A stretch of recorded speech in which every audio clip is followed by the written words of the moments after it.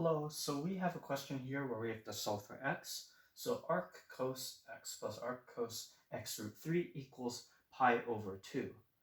So first what we're going to do here is we're actually going to do, we're going to apply cosine on both sides of the equation because we want to set it up so some cosines can cancel out with arc cos. So I'll just write that down.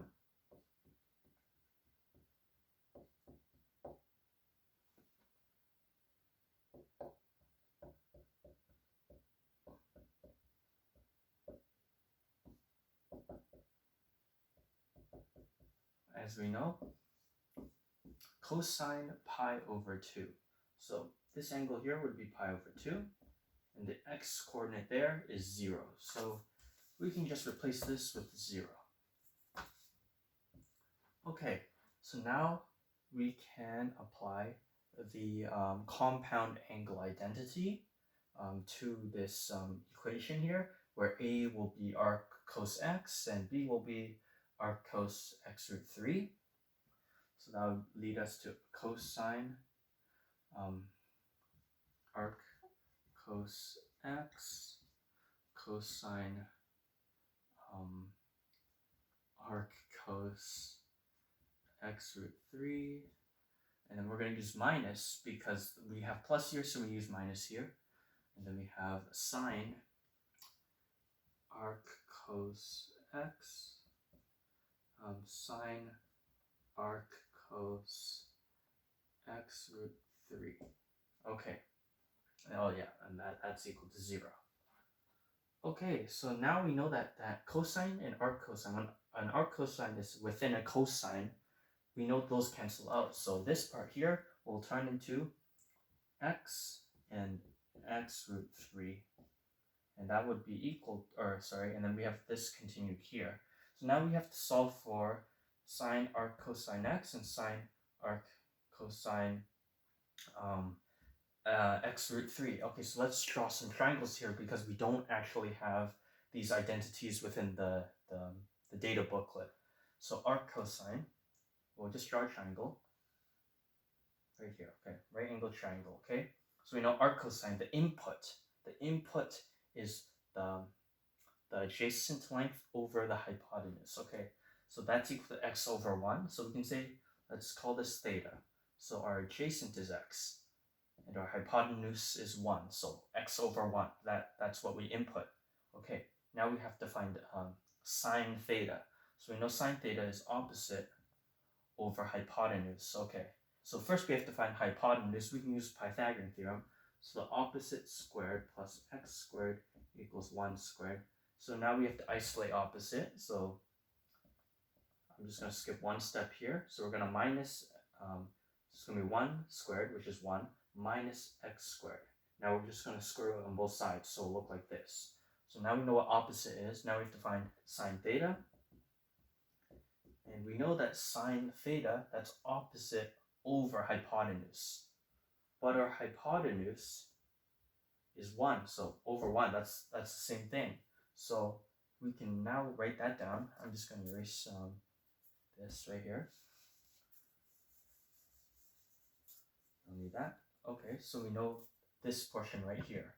So it's going to be minus root 1 minus x squared. Okay, I'll put that in, yeah, I'll put this in brackets. Okay, now let's find this. I'll draw another triangle. Okay, so now we know arc cos, the input is the adjacent length of the hypotenuse. Again, we can apply the same thing. Right here, we'll call this theta. So again, we're going to have to find the opposite angle. So I'm just going to skip the step I showed you guys before. So opposite is going to end up equaling root 1 minus 3x squared. And 3x squared because that's the square root. Or sorry, not the square root. The square of x root 3. Root 3 times root 3 is 3. X times x is x squared. So that's how we get there. We know the hypotenuse is 1, so sine theta, we'll actually call it sine theta 2, because the other one was sine theta, is equal to root 1 minus 3x squared over 1.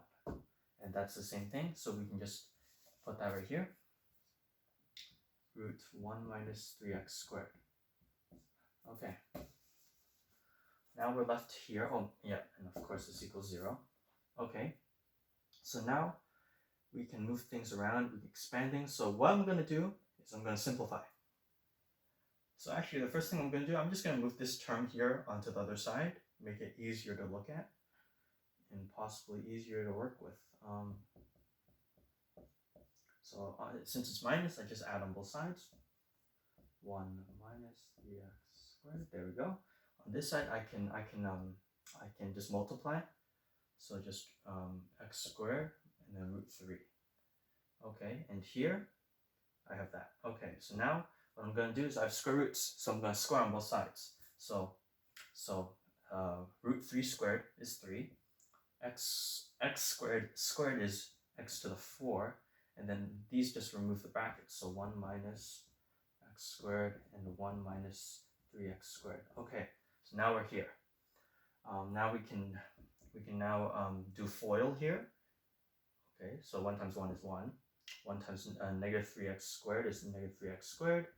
Negative x squared times 1 is negative x squared. And negative x squared multiplied by negative 3x squared is plus 3x to the 4. Okay, now this is what it looks like. Alright. So now we can subtract 3x to the 4 on both sides. So yeah, I'll just 0. And then we can collect these like terms. So 1 minus 4x to the 2. Okay, now we can start solving. So I'm just going to bring this up over here. Now we can subtract 1 on both sides. So minus 4x squared is equal to minus 1. We can times by negative 1 on both sides. Okay, now we can divide by 4 on both sides. So x squared is equal to a fourth. So therefore x is equal to the square root of 1 over 4. We know the square root of 1 over 4. Well, we can do the square root of 1 over square root of 4.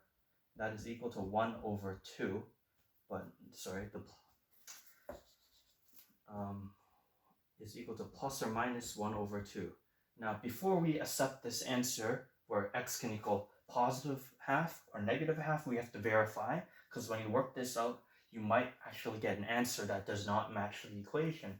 So I'm just going to erase all of this.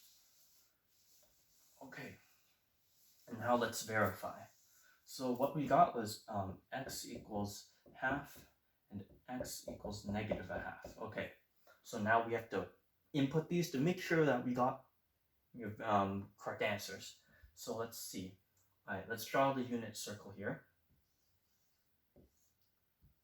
Okay, so arc cos, we're going to input the half into the x's right now. So now we have arc cos half. Arc cos half. So what is that equal to? Well, arc cos half, well, cosine is the x coordinate. It looks at the x coordinate, so we know, and now we know what we know that would be positioned right here, where this coordinate is half and root 3 over 2. Okay, and we know this angle here. This angle here is actually pi over 3. You have to remember this from the unit circle. So this is equal to pi over 3. Okay, now we have to plus arc cos, not x, we're replacing x with half. So root 3 over 2. Okay, now we know root 3 over 2 is located right here, where this coordinate here, I'm guess you're just going to erase all of this. So that would be here. This coordinate would be root 3 over 2 and a half. And this angle here would be pi over 6. We have to remember that from the unit circle as well. So pi over 3 plus pi over 6. The pi over 3 is equal to 2 pi over 6. And that would be equal to 3 pi over 6. And that's equal to pi over 2. Okay, so we verified. So we verified that this is indeed an answer, okay? But this one's still in question. Let's apply it with this one, negative a half. So we know that we can apply the same principle, but we can reflect it because it's just the negative. So we can draw the unit circle once again. Okay, negative a half for arc cos x. So arc cos negative half. Also, when I'm doing these questions, remember that arc cos, its range, its range is only in these two quadrants, unless it won't be a function. So minus a half, that would be right here, where that coordinate would be minus a half and root 3 over 2. Okay, and we know this angle right here. That angle, I believe that is that's over 3. That's 2 pi over 3. Okay, so that's the first angle. Now let's do arc cos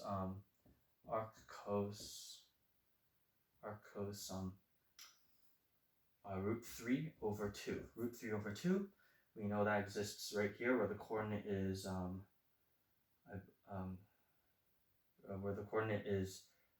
sorry, there's minus root 3 over 2. Minus root 3 over 2, and then that would be half. Okay, so now we know this angle. This angle would be 5 pi over 6. Okay, now let's add them up. So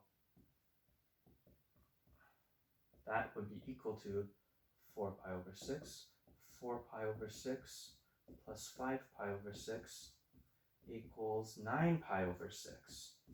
And that's equal to, well, we just divide by 3 on both sides. This is equal to, sorry, this is a little bit crooked, I'll move it up here. We divide by 3 on both sides, that's 3 pi over 2. 3 pi over 2 is not equal to pi over 2. So therefore, this is not an answer. So the answer to this equation is x equals a half. X equals minus a half is not a solution. Thank you.